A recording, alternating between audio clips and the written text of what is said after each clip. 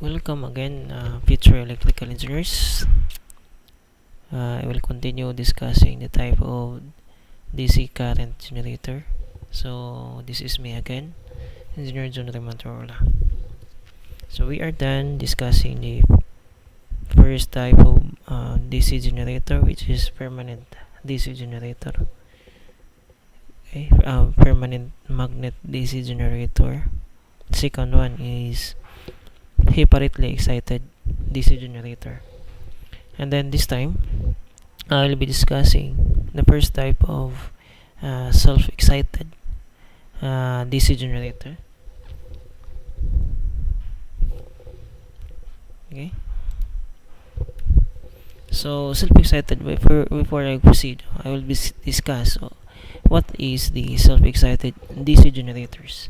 So first, these are the generators whose field magnets are energized by the current supplied by themselves. In this type of machines, the field coils are internally connected with the armature. Okay, so field windings are supplied by themselves. Okay, so due to residual magnetism, some flux is always present in the poles. Residual. When the armature is rotated, some EMF is induced. Hence, some induced current is produced. This small current flows through the field coil as well as the load, and thereby strengthening the pole flux. So that is residual magnetism. No? So as the pole flux strengthened, it will produce more armature EMF, which causes the further increase of current through the field. This increased field current further raises armature EMF, and this cumulative phenomenon continues until the excitation reaches the rated value. Okay, so the field windings is supplied by themselves. So according to the position of the field coils, self-excited DC generator are classified into three. First is series wound generators. Second one is shunt wound generators, and the third one is cumulative compound. Compound wound generators.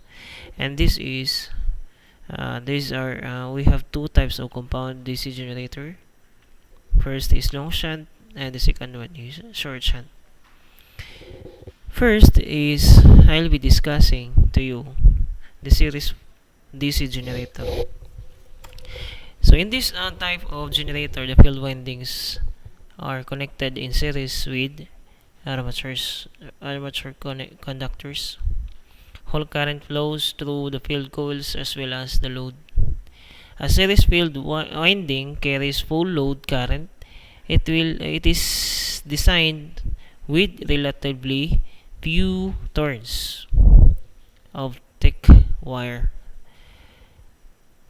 The electrical resistance of series field windings is therefore very low, nearly 0.5 ohms only.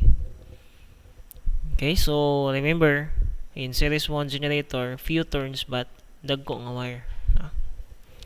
To withstand the high current since naka-series naman siya sa atong load.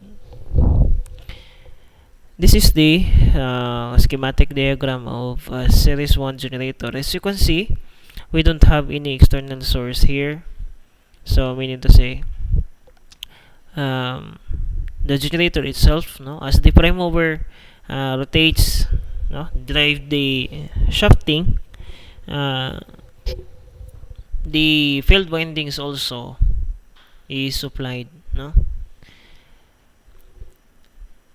Okay, so as you can see in the diagram, schematic diagram, we have generated EMF here. We have the two brushes. And then since our armature is a coil, then it offers resistance also. So we have also armature resistance here. And we have the series field resistance. Since ang atong winding, field winding is coil, so it offers also a series resistance also. And this is our load, and this is our terminal voltage. So as you have noticed here, since our diagram, overall schematic diagram is a series connection, therefore our current is the same, no, throughout the circuit. So meaning to say, we are by inspection, we can say that IA is equal to ISE is equal to IL, no, since parihara man siya og current path, no, parihara. Here we have our SE, no, our SE here, the series winding resistance, and the current with is ISE, no, current flowing through the series field here. We have RA, armature current, and we have IA, armature current here. And then IL, we have this one, and VL is the load terminal. Okay, so and induced EMF is here, no, induced EMF or generated EMF.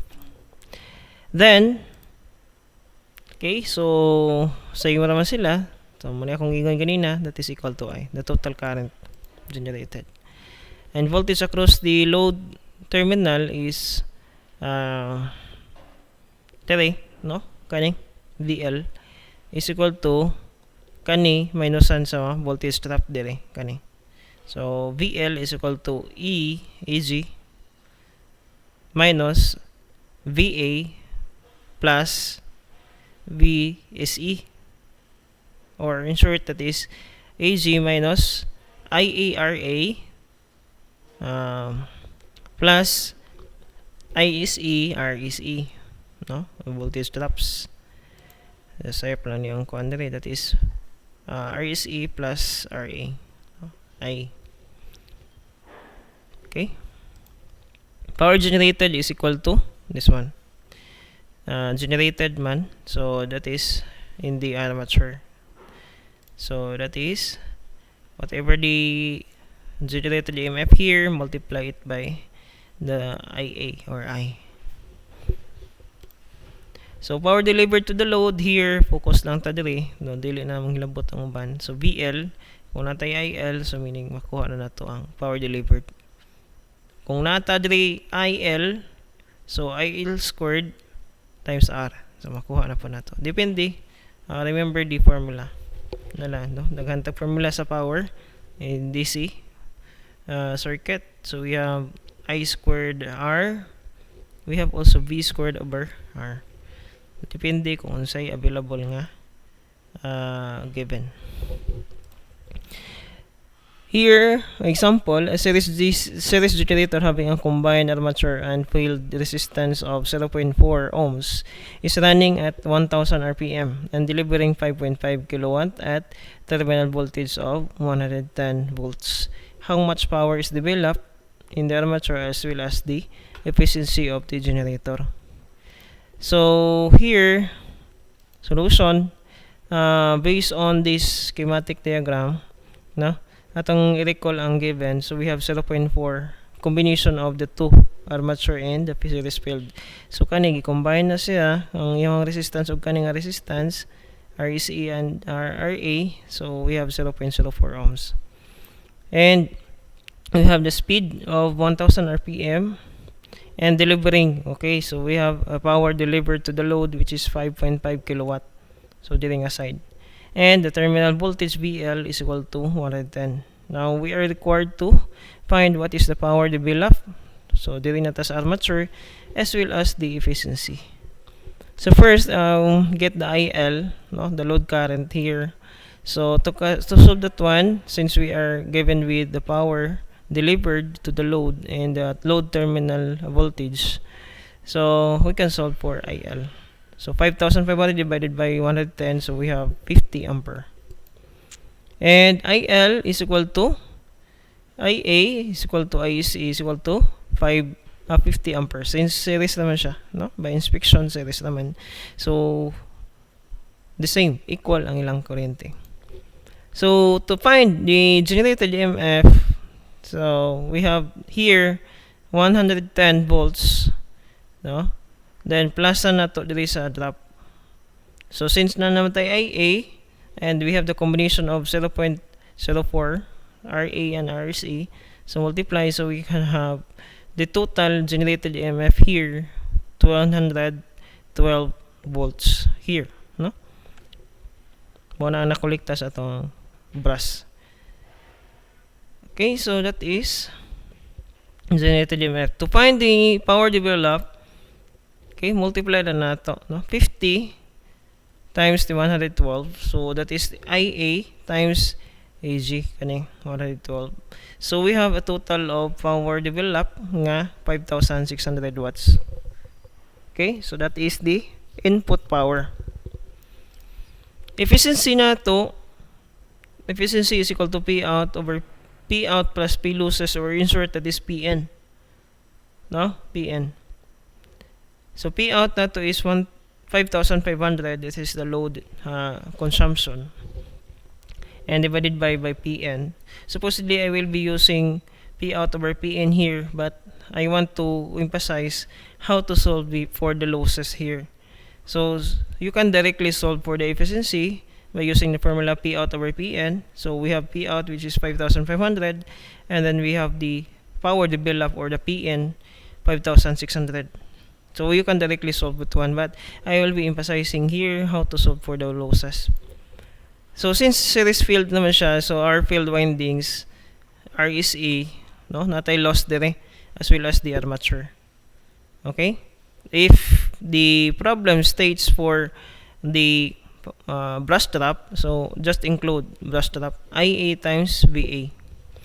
So since ang atong involved dire nga mga components is ang kuandra, ang field windings lang, so P losses is equal to PA plus PSE.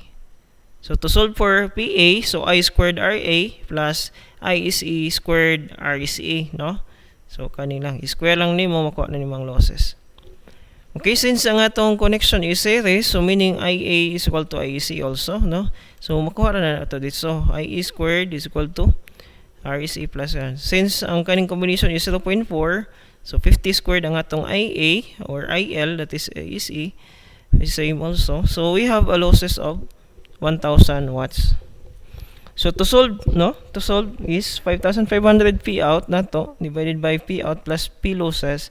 We have 98.21% atong efficiency sa atong generator. But to solve directly, we can have 5,500, no, divided by 5,600. You can arrive also with the same answer. Okay? So I just want to emphasize how to solve for the P losses here. If ever the problem states for the brush drop, then you can add brush P brush drop BD, no? Or depende, no? Kung nakay brush drop which is based on the previous, no, example, katong previous atong example, nasa 2 volts nga brush drop, so just multiply it by the RA, which is 50, so that is the brush drop. And then if the problem also states for the AD current loss, friction and windage, just include for the P losses, no? P losses here. So add lang na mo dila add. Okay? So I hope you understand and apply this knowledge to various problems, no, in the textbooks and reviewer books. Okay, so try this one example. We have 2 examples here. First is 10 kilowatts, 120 volts. DC series generator has an armature resistance of 0.1 and a series field resistance of 0.05. Assuming that it is delivering rated current of at a speed, rated speed, find the armature current, find the generated EMF. So remember, we have a load and we have terminal voltage here, so you can have IA, no, you can have IL, ISA, since parehara sila. Okay, so first makuha gini mo ang IL, and then you are going to equate this one, IA. Okay, and then if you are solving, just don't stop kung unsay required diri. Now, for you to enhance more, just solve for all unknowns, no? Like for example here in number 1, solve for the efficiency of the generator as well as the losses, no? Masolve nimo ang losses, no, before ma-solve nimo ang imong kuan kanang efficiency. Okay, makuha nimo ang generated voltage, no, generated EMF, depende, no. Number 2, DC series generator is supplying a current of 55 amperes to a series lighting system through a feeder of, okay, total resistance 1.0 ohm. Okay, so nakuno kay DC series generator, ay ang load is ang lighting system niya. Siguro taas siguro siya nga kuan wire, tugom siya og 1 ohm nga resistance. Total terminal voltage is 2500 volts. The armature and series field resistance are 18 and 15. So diverter resistance, okay, take note, diverter resistance is shunted across the series field. So meaning shunted giparallel nimo sa imong series field. So armature and field resistance, so kung nakay series field nga 15, imo ning gishunt nimo ang imong diverter resistance. Okay, so determine the power developed in the armature generator. Okay,